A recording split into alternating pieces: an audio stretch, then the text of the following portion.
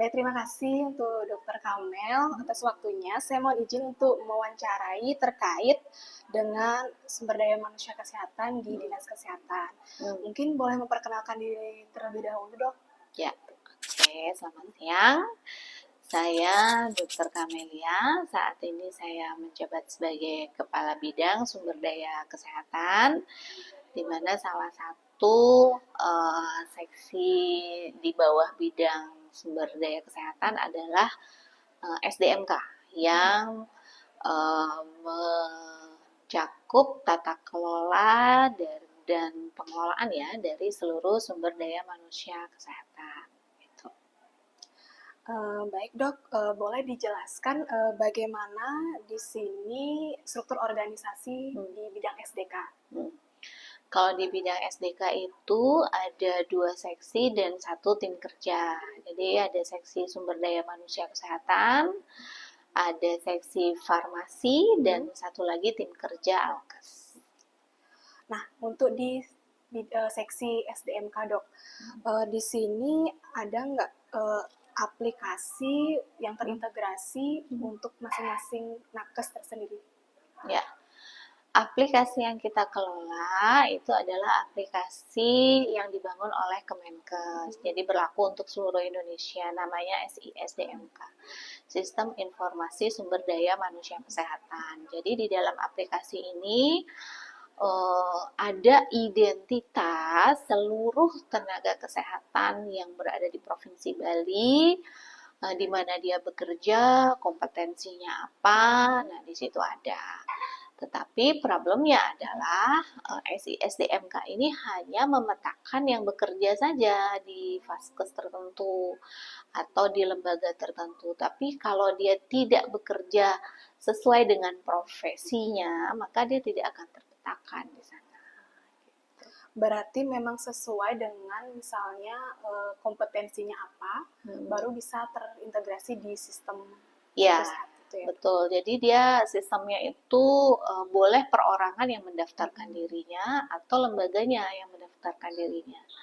Jadi misalnya seperti saya nih, basic saya dokter, kerjanya di Dinas Kesehatan, jadi lembaga saya ini, Dinas Kesehatan ini yang mendaftarkan saya dengan kompetensi dokter. Tapi kompetensi itu akan berbeda dengan jabatan struktural ya. Kalau dia ada di jabatan struktural, meskipun kompetensinya dokter, tetapi dia pekerjaannya tidak sebagai profesi dokter yang ambil pasien, tapi di jabatan struktural. Oke, tidak teknis berarti. Nah, untuk proses penilaian kinerja dari tenaga kesehatan tersendiri nih, Dok, seperti apa? Apakah sudah terintegrasi dengan sistem digital atau masih konvensional? Jadi kalau penilaian kinerja itu kita harus bedakan dulu ya. Nakes ini bekerjanya dia selaku fungsional nakes atau dia di jabatan struktural seperti yang saya sebutkan tadi. Karena sistem penilaian tentu akan berbeda. Nah, penilaian masing-masing tenaga kesehatan ini ada di tempat dia bekerja.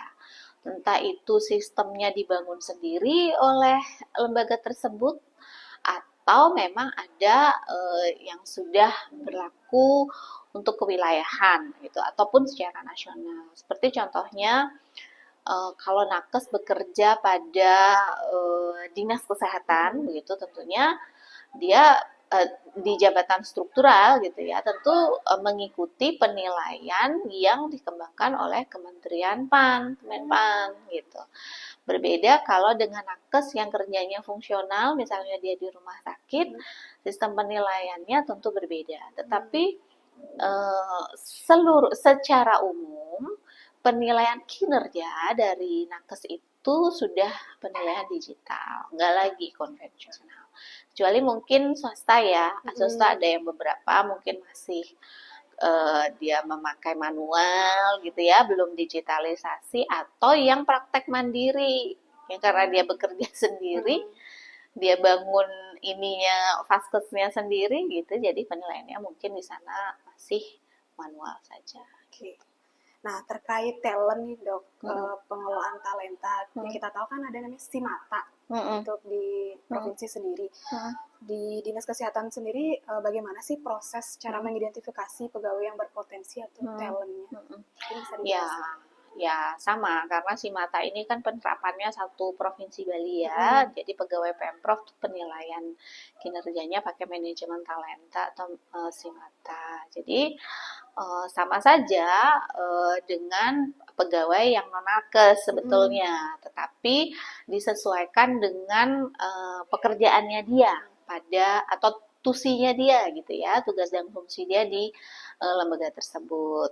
Nah, jadi manajemen talenta ini ada kan merit system. Jadi kita ada di kuadran berapa gitu, ada 4 komponen penilaian gitu ya, ada 4 unsur dalam merit system tersebut. Nah, keempatnya ini seharusnya semuanya tercapai gitu ya. Nah, sekarang disesuaikan saja kalau misalnya nakes tertentu dia tusinya apa pada lembaga tersebut, seharusnya dia juga mengumpulkan seluruh membangun kompetensinya ya sesuai dengan tusinya tersebut. Nanti dibuktikannya lewat apa ya? Lewat sertifikat kompetensi lah, lewat surat tugas dari pimpinan. Nah, itu nanti dia secara mandiri dia unggah sendiri di dalam sebuah aplikasi ya, Simpeg. Nanti dari sana akan dinilai dia sudah sampai kuadran berapa gitu. Nah, terus penjenjangan karirnya tentu disesuaikan dengan capaiannya dia pada merit system tersebut gitu.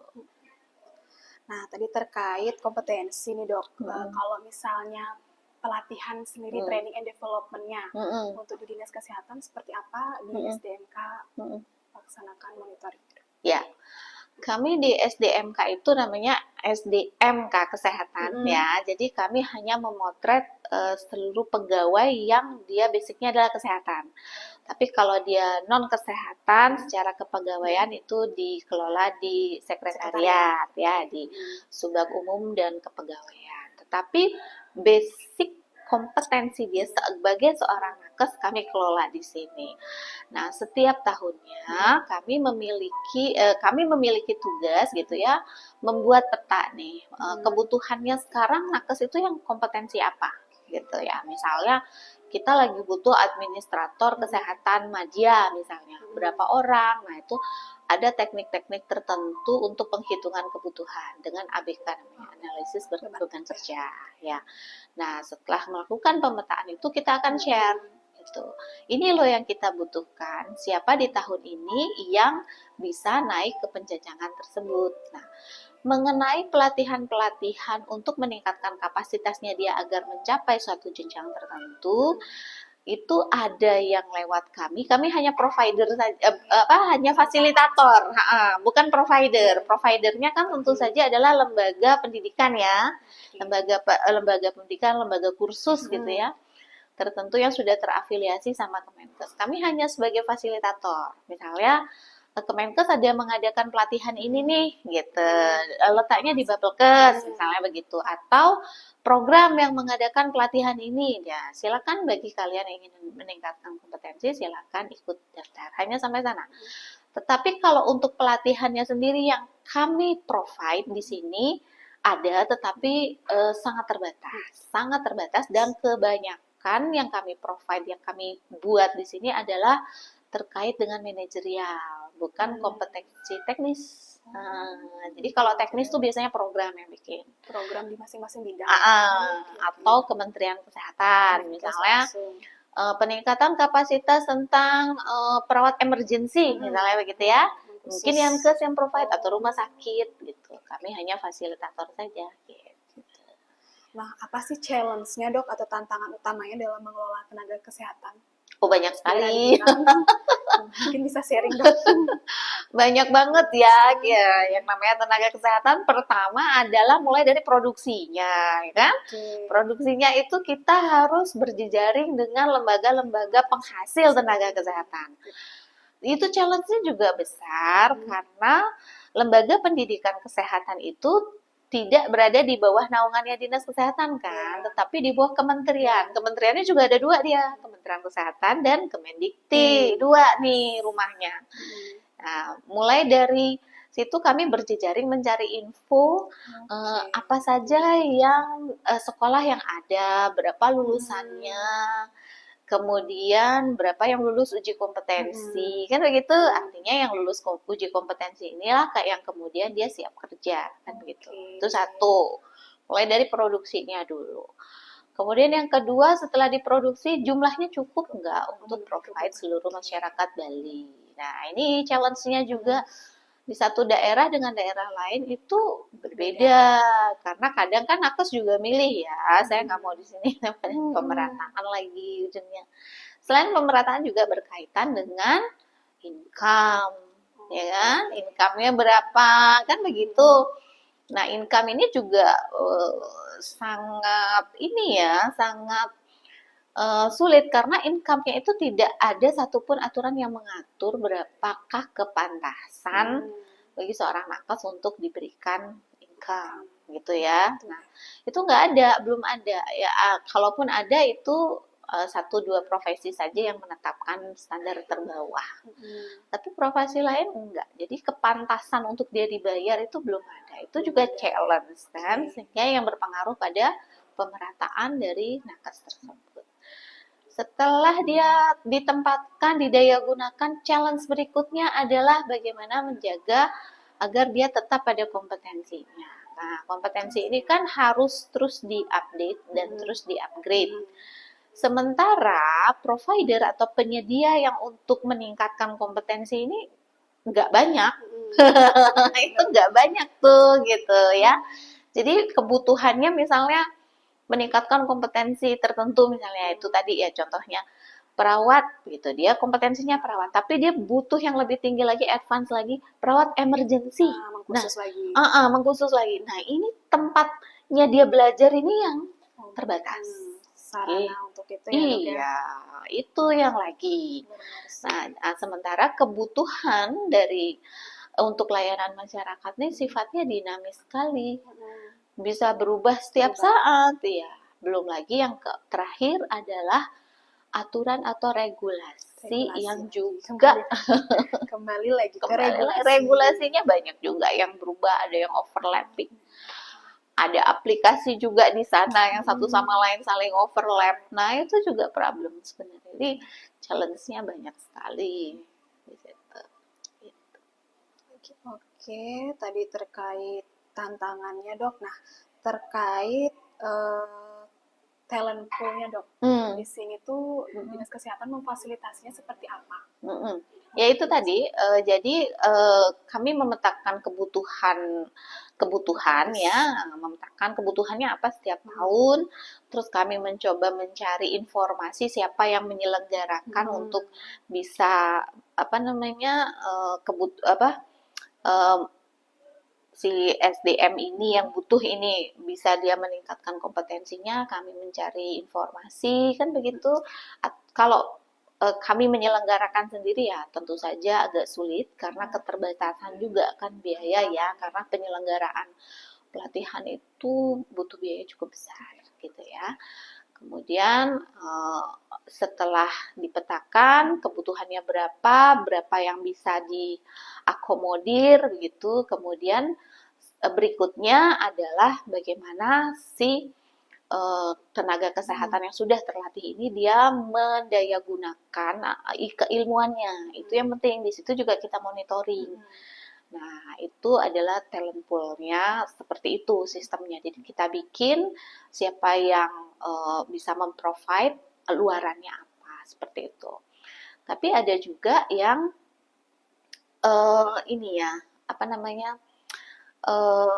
problem lain di sini adalah semua kan harus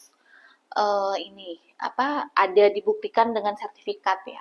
Jadi kalau seorang nakes dia meningkatkan kompetensi, dia harus ada buktinya, dokumen tertulisnya. Nah, itu yang juga cukup sulit sekarang karena hanya lembaga yang sudah terafiliasi dengan Kemenkes yang bisa mengeluarkan sertifikat ini nih. Sementara kita belum banyak di Bali, belum bisa semua. Jadi kadang waktu tunggunya tuh panjang banget untuk dia bisa pelatihan. Pelatihan tersendiri dari Dinas Kesehatan tidak bisa mengeluarkan sertifikat tuh? Kami punya UPT. Bapelkesmas, Bapelkesmas ya. UPT-nya yang mengeluarkan. Di sana yang berwenang untuk mengeluarkan. Betul, ya betul. Karena Oke. UPT Bapelkesmas kami sudah afiliasi sama Kemenkes. Ya, ya. Jadi kami di sini tinggal ngasih tahu nih sama si Bapelkes, saya kebutuhan tahun ini pelatihan adalah 1, 2, 3, 4, 5, 6. Bapelkes punya pelatihan apa dari sekian kebutuhan. Atau kalau nggak Bapelkes yang menyelenggarakan, kabupaten kota atau kementerian atau lembaga lain yang menyelenggarakan di situ. Jadi kayak switch information. Nah, begini dok, kalau di lapangan tersendiri, di UPT ini kan di UPT PPK itu ada kegiatan workshop biasanya mahasiswa dok. Itu bisa nggak nanti difasilitasi? Misalnya ada saran nih dari dosennya agar mengeluarkan sertifikat. Gitu. Kita kan ada pelatihan atau workshop tentang pembuatan obat tradisional gitu. Ya. Bisa nggak difasilitasi nanti? Ya, begini. Kita harus membedakan yang namanya pelatihan, peningkatan kompetensi dengan workshop, dengan seminar. Nah, itu kan berbeda ya. Karena yang membedakan apa? Satu, isinya dari materi yang akan diberikan. Dua adalah jam pelajarannya, yang mana bisa disertifikasi, mana yang tidak, kan begitu. Yang ketiga adalah siapa lembaga yang kredibel untuk mengeluarkan sertifikatnya, gitu. Kalau ditanya apakah bisa, kami bisa sih, bisa-bisa aja. Cuman harus disiapkan dari jauh hari. Satu, materinya apa, siapa yang ngisi dari narasumber. Jadi kalau ingin mengeluarkan dalam bentuk sertifikat yang ada SKP-nya, gitu ya, yang bisa digunakan oleh si nakes yang sudah dilatih itu harus ada jam pelajarannya itu. Nah, itu dulu. Nah, kalau sudah kurikulumnya istilahnya ya, atau jadwalnya sudah firm, sudah tercapai, SKP-nya, JPL-nya juga sudah masuk, sekarang penyelenggaranya siapa? Tetap harus berafiliasi tadi, entah Bapelkes misalnya, karena kalau nggak terafiliasi, nih si lembaga yang tempat terlatih ini sayang, nanti nggak bisa masuk ke sertifikat, ke satu sehat, gitu. Jadi boleh, bisa sebenarnya. Baru mahasiswa itu sih dok? Iya, bisa saja. Tergantung ininya ya. Mahasiswa juga boleh banget ya ngumpulin SKP. Mahasiswa Trisakti sih dok, kedokterannya itu. Bisa. Kalau nggak salah 36 JPL ya. Kalau nggak untuk SKP ya. Maksudnya untuk bisa keluar SKP yang kayak gitu-gitu ya. Kalau untuk satu sehat ya, kalau nggak salah. Apa berapa ya? Saya lupa juga tuh. Nah, terkait kompensasi dok, di sini mungkin bisa di-sharing secara umum aja sih dok. Kalau di sini sistem penggajian dan tunjangannya. Oh ya, itu kalau dia di fasilitas kesehatan ya, itu kan juga beda ya, fasilitas kesehatan milik pemerintah, milik swasta. Itu kalau swasta mereka membangun sendiri si ininya, apa namanya, salary-nya lah ya, seperti itu, entah gaji pokok, tunjangan, terus apa namanya, jasa pelayanan. Nah, itu mereka punya mekanisme sendiri. Nah, kalau yang pemerintah juga pada dasarnya sih sama. Ada komponen gaji pokok, ada tunjangan, dan ada jasa layanan. Nah, cuman besarannya kan beda-beda, ya kan, sesuai dengan profesi, sesuai dengan risiko. Di situ ada risiko juga. Kemudian ada, kalau kita di pemerintahan ada kelas jabatan, nah berbeda-beda ya. Nah, itulah yang saya sebut tadi, bahwa masing-masing nakes itu dia tidak punya standar minimal, itu belum ada. Jadi kalau ditanyain berapa sih harga yang pantas atau gaji yang pantas, itu saya nggak bisa jawab kan. Berapa ya? Sampai sekarang yang saya tahu hanya apoteker aja yang punya batasan minimal untuk yang saya tahu ya. Kalau dokter, nakes lain itu belum ada. Terus kalau ditanya siapa yang berhak menyusun, pemerintah itu hanya menyusun batasan untuk apa namanya, UKM, kok UKM, apa namanya? Undang-Undang Cipta Kerja itu ya? Bukan, maksudnya apa namanya, yang untuk pekerja tuh loh, kan ada batasan minimal dia untuk ini tuh dapat upah itu loh. Nah, hanya sampai segitu, tapi kan itu berlaku umum untuk semua, bukan untuk satu profesi tertentu, nggak ada. Kalau ditanya siapa yang berhak menyusun, sebenarnya tidak ada satupun, belum ada satupun aturan yang sampai saat ini saya baca siapa yang berhak. UMR maksud saya, upah minimum regional, upah minimum provinsi, upah minimum kabupaten kota, kan hanya segitu saja. Tapi untuk semua kan itu, semua pekerja. Sama ratakan. Iya. Nah, sekarang kalau untuk nakes, kalau ditanya siapa yang berhak, saya nggak pernah baca aturan siapa yang berhak nyusun ya gitu. Tapi yang sebenarnya bisa untuk bargain gitu adalah ya si profesi itu sendiri, perhimpunannya, organisasinya dia gitu. Jadi hitung-hitungannya segini dengan alasan 1, 2, 3, 4. Jadi seharusnya profesi saya minimal lah dibayar segini gitu. Nah dok, terkait itu mungkin apa rekomendasi dokter untuk meningkatkan kualitas manajemen talenta di sektor kesehatan? Manajemen talenta. Ya. Pertama, si nakesnya sendiri memang dia harus punya kesadaran untuk terus-menerus mempertahankan dan mengupgrade dirinya ya. Jadi nakesnya dulu nih harus punya kesadaran gitu. Kemudian yang kedua, regulasi yang jelas yang mengatur tentang kompetensi. Nah, kalau ini sih sudah ada ya kan. Tapi baru kompetensi minimal. Minimal ini kan sebetulnya batasan paling bawah. Harusnya kita nggak sampai minimal nih. Harusnya kita upgrade terus gitu kan. Jadi regulasinya itu baru sampai batas bawah. Harusnya ada regulasi lanjutan yang menyebutkan di situ bahwa si nakes ini seharusnya setiap tahun dia harus meningkatkan atau minimal lah dia mengupgrade, merefresh ilmunya. Harusnya ada seperti itu. Kemudian yang rekomendasi saya begitu ya. Kemudian yang ketiga adalah rekomendasinya adalah memperbanyak lembaga, kemudian atau apa namanya ya, yang bisa melatih si nakes ini. Karena ada juga nih nakesnya pengen lembaganya nggak ada karena terbatas tadi. Nah, itu harusnya lebih diperbanyak. Misalnya tidak hanya seperti badan diklat aja yang bisa, rumah sakit pun seharusnya didorong dia punya bagian yang bisa untuk bagian diklatnya yang bisa untuk mengeluarkan sertifikat, jadi akan lebih banyak. Dan yang keempat adalah kalau tidak bisa mengeluarkan sertifikat, minimal untuk merefresh ilmu ada sistem proctorship namanya. Proctorship tuh apa istilahnya tuh pengampuan. Nah, jadi rumah sakit yang lebih mampu, yang gradingnya lebih tinggi, dia mengampu vaskes yang lebih rendah. Jadi dia terbuka untuk itu. Kita bisa split gitu ya? Iya, nah sama kayak PPOT misalnya. Jadi PPOT ini membuka proctorship bagi siapapun yang mau belajar ke sana. Iya, tetapi itu harus disahkan, harus iya ada langkah-langkahnya gitu. Nggak hanya buka-buka gitu aja kan. Nggak ada keabsahannya, nggak ada. Nah, itu bisa harusnya seperti itu. Kayak di RSPM sendiri kan sudah ada. Sudah ada. Kan, sudah bisa mengeluarkan mereka. Bisa RSPM. Tapi ya itu antriannya lama karena dia kan dalam setahun tuh hanya mampu berapa lama, berapa banyak kan? Kuota berapa maksimal? Iya, gitu ya kuotanya berapa, kuota orangnya, kuota pelatihannya, nah itu ada dia batas. Untuk pelatihan itu kan ada tim pengajarnya dok. Betul. Kita Widya Iswara gitu kan dok ya? Bagaimana? Enggak tentu, jadi tergantung apa materinya yang mau dipelajari di situ. Tetapi tetap harus ada Widya Iswara sebagai MOT, jadi dia mengontrol jalannya pelatihan. Kan kompetensi dia mengontrol jalan pelatihan itu kan, supaya on the track gitu.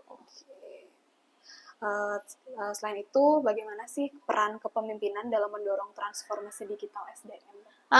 Ini agak susah nih ya. Jadi kuncinya iya. Jadi pimpinan itu kan memang wajib dia sebetulnya mendorong semua stafnya untuk dia tetap ini ya berkembang, mengembangkan diri, mengembangkan kompetensi. Itu juga challenge banget bagi pimpinan karena pimpinannya sendiri pun sebenarnya harus paham dulu gitu, dan pimpinannya juga harus dia mengupgrade dirinya terus, nggak bisa dong nyuruh orang tapi kitanya nggak gitu ya. Itu satu, jadi dia harus kasih contoh. Kemudian yang kedua adalah pimpinan ini sebetulnya harus tahu apa kebutuhan di bidangnya masing-masing atau di lembaganya yang dia pimpin gitu. Sehingga nggak membuta, maksudnya nggak sembarangan misalnya ada ini, udah kamu ikut aja, padahal itu tidak mempunyai daya ungkit untuk kinerjanya di situ gitu. Jadi pimpinan itu harus tahu dulu melihat peluang yang ada. Ya, saya butuh yang apa sih sebenarnya, sehingga tepat untuk mengirimkan stafnya untuk ikut itu. Jadi nggak sembarangan yang dibuka ikut aja nggak gitu juga. Jadi kebutuhannya apa? Jadi kan dia punya goal yang ingin dicapai itu dulu gitu, punya daya ungkit gitu loh untuk kinerjanya. Oke. Kira-kira apa nih harapan dokter terhadap sistem manajemen SDMK di masa depan nih, Dok? Satu, sementara yang ada sistem manajemen yang ada sekarang ini kan baru memotret secara dokumen ya, belum memotret kinerja pastinya di lapangan, ya kan? Ya kan? Jadi misalnya saya nih, saya udah ikut pelatihan A gitu, saya kan upload nih dokumennya, mungkin akan nambah di nilai saya jadi 0,1 gitu. Ini kan yang baca mesin ya, gitu kan. Tapi kan mesin ini nggak bisa lihat saya beneran nggak sudah mengaplikasikan ini di lapangan. Output saya oke, sertifikat, tapi outcome saya, impact saya apa? Itu belum terukur. Itu belum terukur tuh. Itu belum terukur. Iya. Ya, mungkin sekian, Dok. Itu aja. Ya.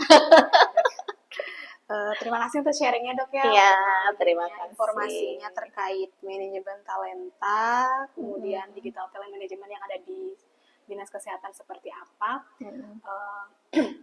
Mungkin kedepannya harapannya, nah itu Dok tadi terkait lembaga yang menangani untuk pelatihan itu lebih banyak ya. Karena kita juga keterbatasan sih biasanya pas nyari info-info terkait sertifikasi itu sulit juga Dok, apalagi biayanya juga Dok. Iya betul. Dan tempatnya juga biasanya jauh ya, nggak di Bali semua. Sekarang udah digital, banyakan online sih juga. Betul. Ya. Oke Dok, sekian Dok ya, terima kasih Dok. Terima kasih.